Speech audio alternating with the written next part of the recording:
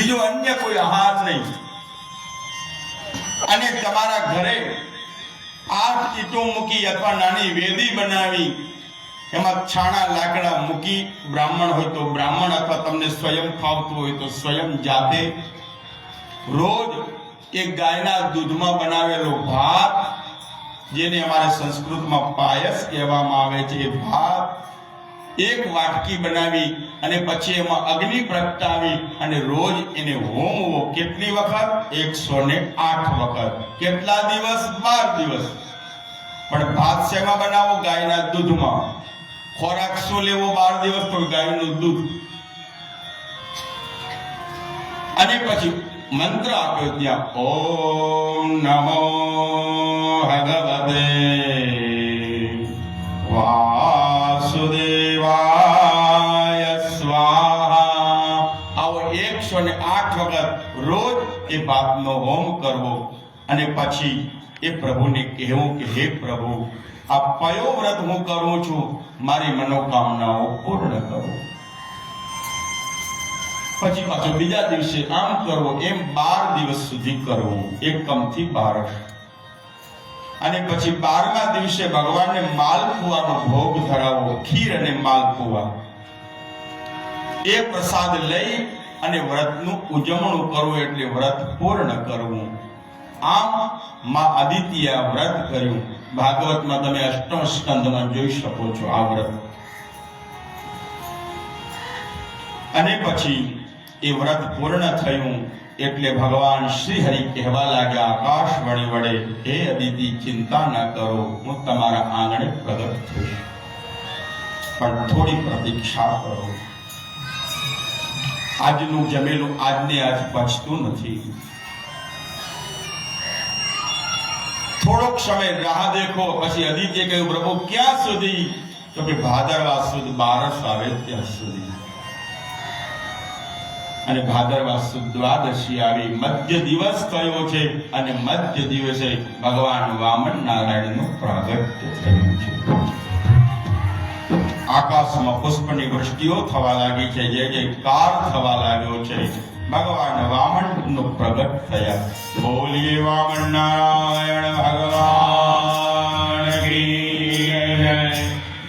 વામન નારાયણ ભગવાન 7 વર્ષના રૂપ લઈને આવ્યા. ડાયરેક્ટ 7 વર્ષનું રૂપ છે, ઉદરમાં નથી આવ્યા, પ્રગટ થયા. અહીંયા પ્રભુનો અવતાર બતાવ્યો.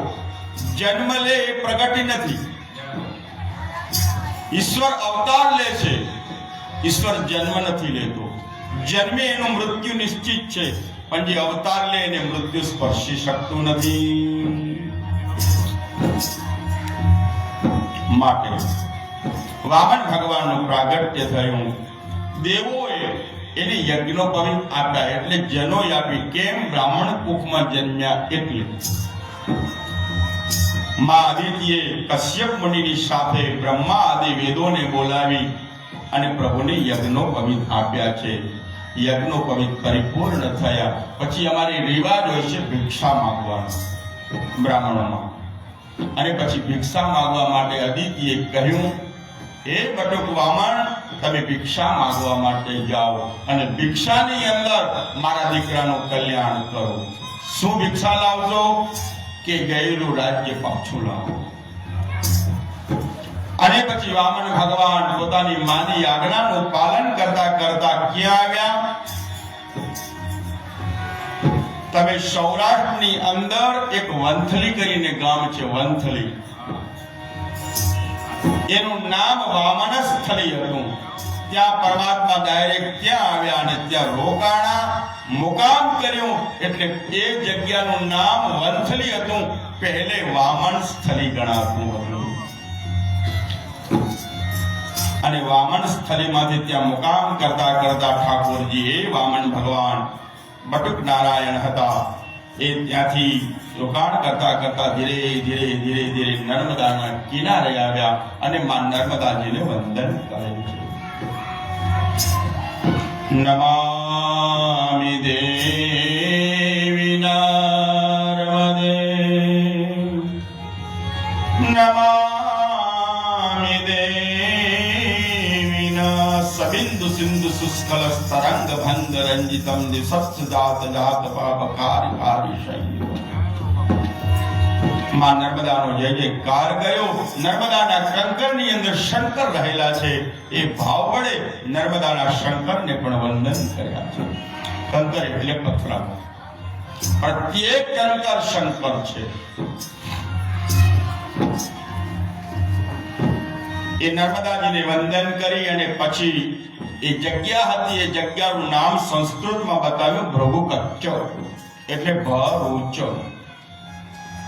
ત્યાં સ્વર્ગ ઉપર બેઠેલા બલિરાજા, એનું સ્વર્ગરૂપી રાજ્ય જતું ન રહે એટલે શુક્રાચાર્ય અને ભૃગુ ઋષિ હતા જે એના બંનેના આચાર્ય પદે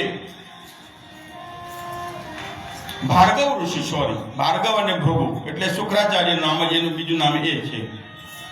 આ બંને આચાર્ય પદે, આચાર્ય અને ઉપાચાર્ય પદે યજ્ઞ કરાવે છે, જે યજ્ઞનું નામ છે સોમ યજ્ઞ. હવે સોમ યજ્ઞ 1, 2 એવા 99 યજ્ઞ થઈ રહ્યા છે. 99 ચાલી રહ્યો. સોમા યજ્ઞની શરૂઆત થઈ છે. જે કોઈ વ્યક્તિ 100 સોમ યજ્ઞ કરે ને એ ઇન્દ્ર બની જાય. પણ આ યજ્ઞ કરવો નવચંડી જેવો સહેલો નથી. 1 વર્ષ યજ્ઞ ચાલે ને 10,000 બ્રાહ્મણો આહુતિ આપે. કેટલા? 10,000 બ્રાહ્મણો. વિચાર કરો, રોજ 10,000 બ્રાહ્મણો સવારથી સાંજ સુધી આહુતિ આપે, મધ્યાહન કાલે રોકાય અને 1 વર્ષ યજ્ઞ ચાલે, કેટલી આહુતિઓ અપાતી હશે. એવા 99 યજ્ઞ પૂર્ણ થયા અને સોમ યજ્ઞ ચાલી રહ્યો છે. એ પૂરો થઈ જાય તો બલિનો વાળ કોઈ વાંકો ન કરી શકે. મારે આ કથાઓ કરતા કરતા, કારણ કે ઘણી વખત જે પ્રમાણે શ્રોતાજનો હોય એ પ્રમાણે મારા ગુરુએ કહ્યું કે કથાનું વક્તવ્ય આપવું. વ્યાસ વિચાર કરી દાદા પાંડુરંગ દાદાએ એક સુંદર ભાગવતની અંદર લેખાણ કર્યું. ભાગવત રૂપી ગ્રંથ દાદાજીએ લખેલો, પાંડુરંગ દાદાએ, જેનું નામ છે વ્યાસ વિચાર. અને વ્યાસ વિચારની અંદર પાંડુરંગ દાદાએ કહ્યું કે પરમાત્મા વામન એટલા માટે આવ્યા કે બલિરાજાએ 10,000 બ્રાહ્મણોને બાંધી રાખ્યા હતા. આ કેવો સુંદર વિચાર. પછી બીજા બ્રાહ્મણોને કોઈને યજ્ઞ કરાવવો હોય તો છૂટા કરે જ નહીં, એટલે બીજા ધર્મકાર્યો અટકી પડ્યા. એટલે બ્રાહ્મણ કોઈથી બંધાય નહીં એ શીખવાડવા માટે વામન બ્રાહ્મણનું રૂપ લઈ અને બ્રાહ્મણોને એકના એક યજમાન જોડે હાજી કરતા હતા. એમાંથી મુક્ત કરવા માટે આ વ્યાસ વિચારમાં પાંડુરંગ દાદાએ આ વાત કરી. બ્રાહ્મણ સ્વતંત્ર હોઈ શકે, દક્ષિણા આપે એટલે એને પછી મન ફાવે હાજી હજુર ન કરે. કારણ બ્રાહ્મણ સમાજનું મુખ છે, એ વેચાય નહીં, એ કઈ બંધાય નહીં.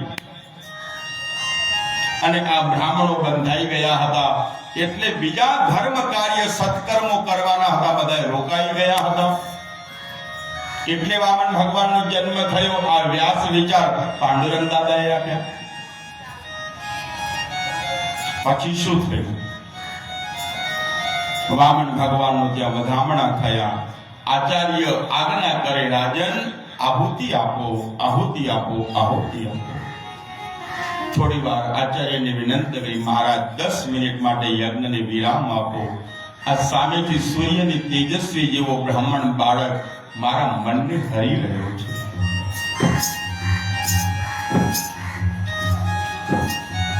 શુક્રાચાર્ય સમજી ગયા કે બીજું કોઈ નથી, આ નટખટ નારાયણ જ છે.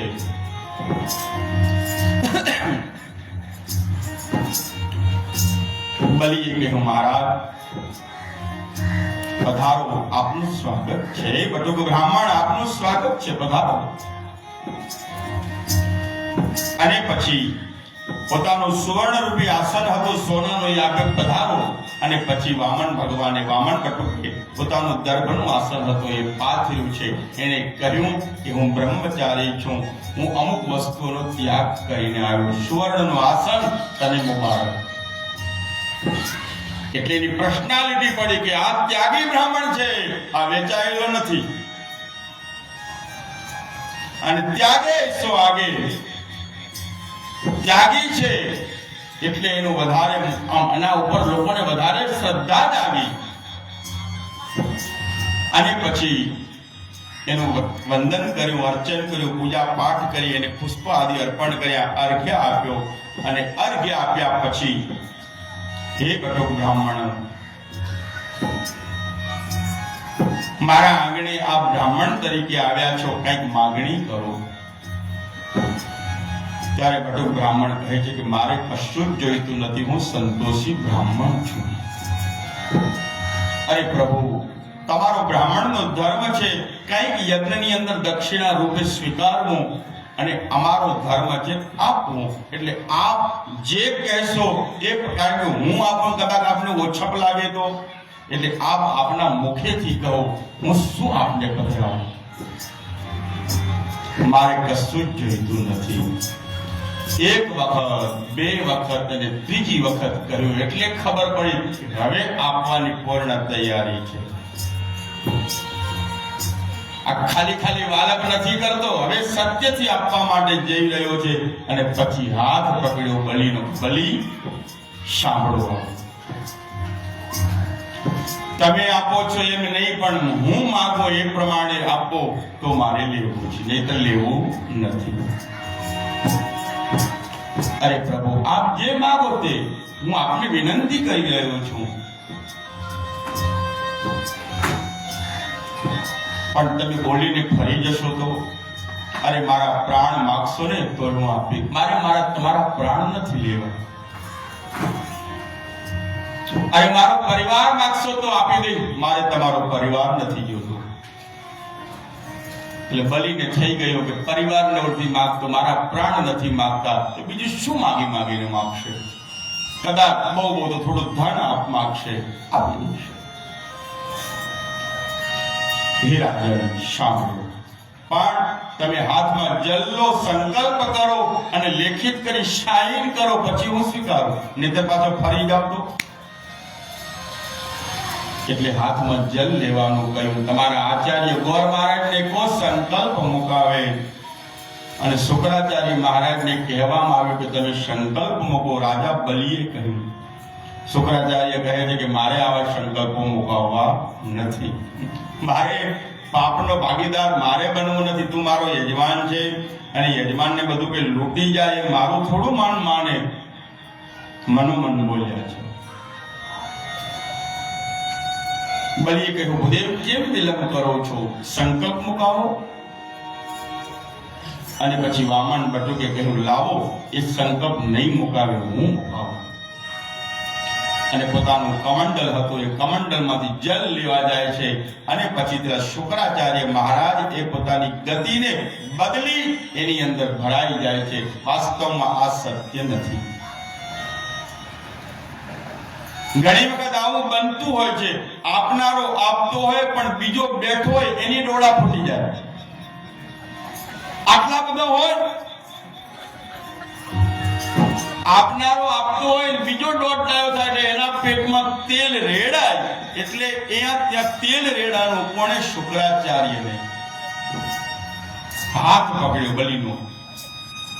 બલિ કે કેમ હાથ પકડો? સંકલ્પ મુકાવો છો ને? અહીંયા ગુરુજી આપણા બટુક બ્રાહ્મણ, તું ઓળખતો નથી આ કોણ છે.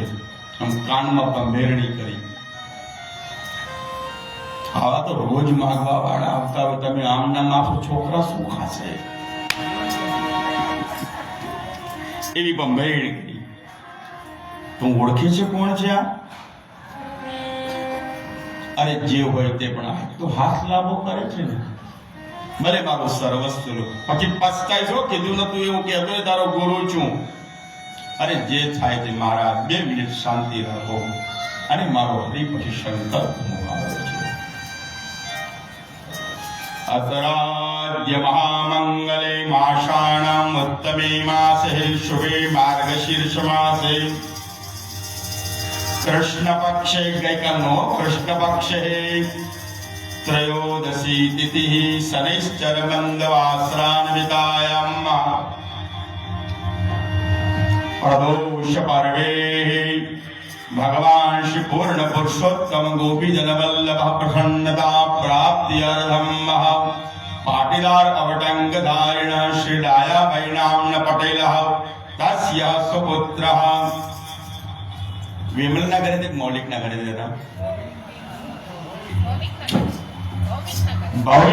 भौमिक नाम यजमान सेवं च गृह पत्नी सुनाम तो बेन्नु नेहा नामनी बलिदान द्वारा यथाशक्ति भगवान श्री वामन नारायण दानंदास्य दैन कर्मादिश देवाः प्रियतान्नमः संकल्प मुकाई गयो અને પછી બલિ રાજાની શરણમાં જઈ અરે બલિ શરણમાં ગયો છે અને પછી પ્રભુએ માગ્યું શું માગ્યું પદાનિ ત્રીણિ દૈત્યેન્દ્ર એ સંમિતાનિ દદા મમ સંમિતાનિ દદા મમ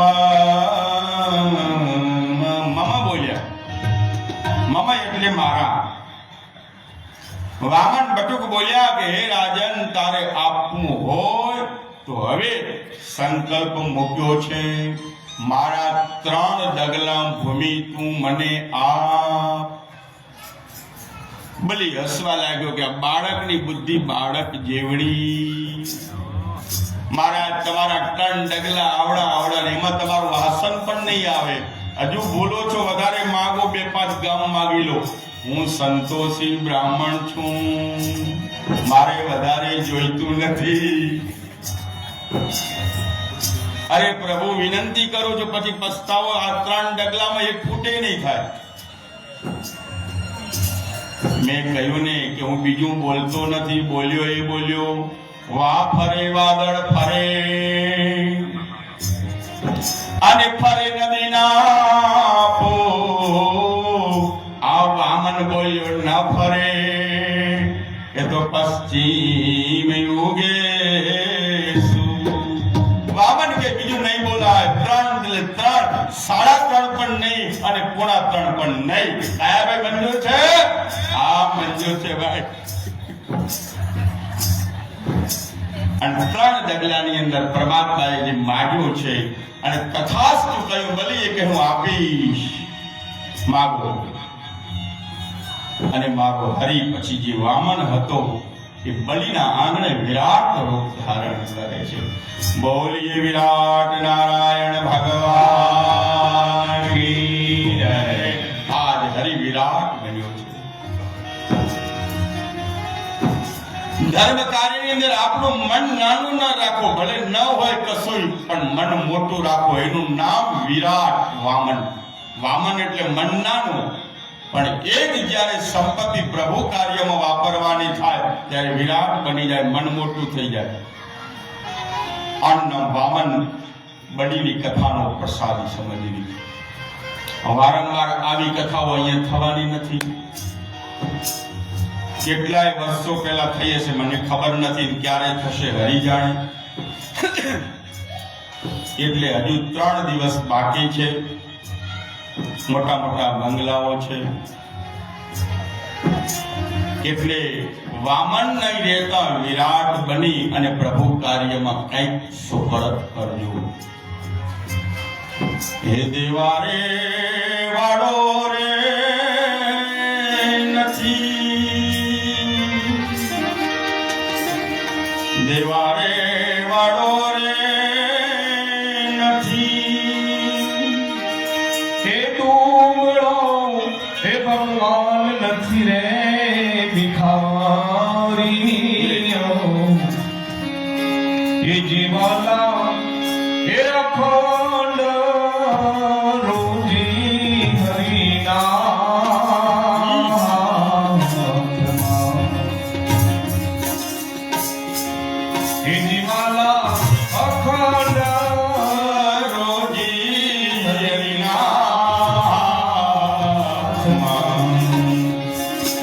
વાલો મારો નથી રે ભિખારી,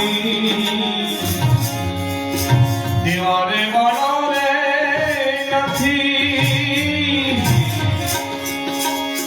એ ભૂતળો એ ભગવાન નથી રે ભિખારી. વાહ વાહ વાહ. એ દિવાલા એ અખંડ રોગી હરિના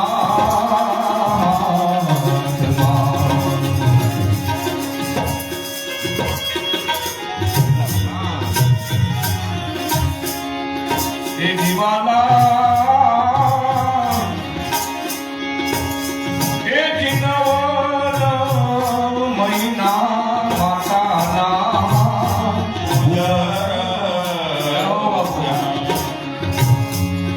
વાલે માણે જળથી વાળ્યા ઓજી. દેવા દેવાળો રે નથી, જય હો. એ ભૂતળો એ ભગવાન નથી રે બિહારી.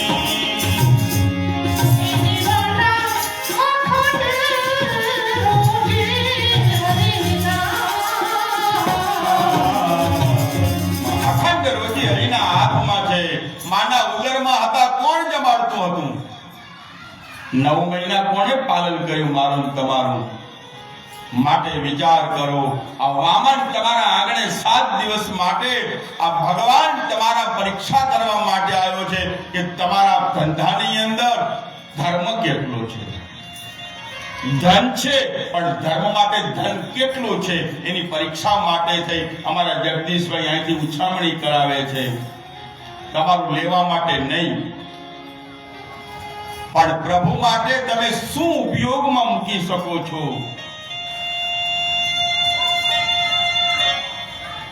એના માટે છે અહીંયા ઉછામણી. કોઈ ભંડોળ ભેગું નથી કરવું, પણ આ બલી આપણે બલી બની જઈએ. હું એ નથી કહેતો બધું આપી દઈએ, પણ આપણા બેંક બેલેન્સ એટલા બધા હોય ને પછી ધર્મ માટે 10 ની નોટ કાઢીએ એટલે હરી આમ લાચાર થાય કે આ મેં લક્ષ્મી તને આના માટે આપી હતી,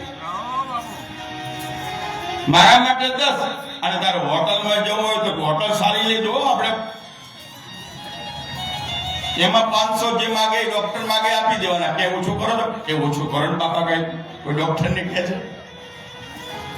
કોઈ હોટલમાં કહે છે ઓછું કરો એમ ઉપરથી ટિપ્સ આપશે. અને અહીંયા હવે તમારી જ કથા છે, તમારા નગર અહીં જ છે એટલે તમારે તો ફટાફટ બોલી જવું પડે. મારું કહેવાનું તાત્પર્ય એ છે 2 મિનિટની અંદર આપણે આ કથા પૂર્ણ કરી અને પછી ચાય પાણીની વ્યવસ્થા કરી રાખો તો દેવારે વાળો નથી ટુકડો. પ્રભુ ભિખારી નથી, આપે છે, એનાથી 1000 ગણું તમને વળતર આપે છે. અને રાજા બલી પ્રભુના શરણમાં ગયા છે અને પરમાત્મા વિરાટ બનેલા હરિએ પહેલું ડગલું હતું એ પાતાળથી લઈ અને ઉર્ધ્વલોક બ્રહ્મલોક સુધી જગતને માપી લીધું છે. બીજાની અંદર પૃથ્વી માપી. બલીએ કહ્યું પ્રભુ તમે તો આ 2 માં બધું જ સમાવી લીધું. અને વામન બોલ્યા હવે ત્રીજું ક્યાં મૂકું? મેં 3 માગ્યા ખબર છે ને, ત્રીજું ક્યાં મૂકું? ત્યારે બલીએ કહ્યું પ્રભુ આ મટકી છે ને મારું મારું મારું મારું કરતો હતો, એના ઉપર મસ્તક ઉપર તમારા ચરણ પધરાવો, બધું તારું તારું તારું થઈ જાય. આ મારું મારું કરીને મરી જશું. મેં તમને પહેલા દિવસે કહ્યું હતું કોરોનામાં, પહેલા દિવસે વાત કરી હતી કોરોનાની. હરિની કથા આવી વારંવાર નહીં આવે. તેરા તુજકો અર્પણ ક્યા લાગે મેરા, શું લઈને આવ્યા ને શું લઈને જવાના છે. ઈશ્વરે એવી વ્યવસ્થા કરી છે ને, એક તણખલું પણ તમે લઈ નહીં જઈ શકો અને તણખલું પણ લાવી શકતા નથી. કદાચ ચૂની પહેરેલી હશે ને જતા રહેશો ને તો કાઢી નાખશે, નહીં નીકળે નાક કાપી નાખશે. હા, એટલે વિચાર કરો, તારું તારું કરતા થઈએ, મારું મારું નહીં કરીએ. તેરા તુજકો અર્પણ ક્યા લાગે મેરા, ક્યા લાગે મેરા તન મન ધન સ્વામી સબ કુછ હૈ તેરા, સ્વામી સબ કુછ હૈ મેરા, તેરા તુજકો અર્પણ, તેરા તુજકો અર્પણ ક્યા લાગે મેરા. જય જગદીશ હરે, જય જગદીશ હરે. સ્વામી જય જગદીશ હરે, ભક્તજનો કે સંકટ જનો કે સંકટ મલમાં દૂર કરે. ઓમ જય જગદીશ હરે. અને રાજા બલિએ 3 ડગલા પ્રભુને સમર્પિત કર્યા. પોતાનું તન પણ આપ્યું, પોતાનું મન પણ આપ્યું અને પોતાનું ધન પણ આપી દીધું છે. તન મન ધન બધું જ હરિને સુપરત કર્યું. બલિના આંગણે પરમાત્મા બંધાયા. આપી લીધું નથી, પોતે બંધાઈ ગયા. પાતાળમાં રાજ્ય આપ્યું. 4 મહિના હરિ ચોકી પહેરો કરે. અષાઢ સુદ 11 થી માંડી અને તુલસી વિવાહ આવે ત્યાં સુધી, કારતક સુદ એકાદશી. અત્યારે શિવજી મહારાજ ચોકી કરી રહ્યા છે. શિવરાત્રી બહાર આવશે અને પછી બ્રહ્માજી ચોકી કરવા માટે જશે. ઈશ્વર ચોકી પહેરો કરતો થઈ જાય. તમારા ધનની રક્ષા પરમાત્મા કરવા લાગે જો તમે પ્રભુને ધન આપશો તો. અને પછી લક્ષ્મીજી બલિના બેન બની અને પછી પ્રભુને રક્ષા પોટલી બાંધી અને પરમાત્માને છોડાવે છે. એવી કથા છે. એવી કથાને આપણે અહીંયા થોડી વાર માટે રોકી રાખીએ અને પછી અહીંયા જે કંઈ આગળની વ્યવસ્થા છે, કેવલભાઈ તરફથી અમારા ભવનભાઈ ભરવાડ એમના દીકરા, એમના તરફથી જે કંઈ વ્યવસ્થા છે, ચા પાણીની જેના તરફથી પણ અહીંયા વ્યવસ્થા કરવામાં આવી છે, એને પણ હૃદયથી ધન્યવાદ આપીએ છીએ. તો જગદીશભાઈ અથવા જે પણ હોય એનું જલ્દીથી સુંદર સારું આયોજન કરી અને બધા એને વિતરણ કરાવો. ત્યાં સુધી આપણે અહીંયા થોડા ગરબા આદિ બધું કરીશું.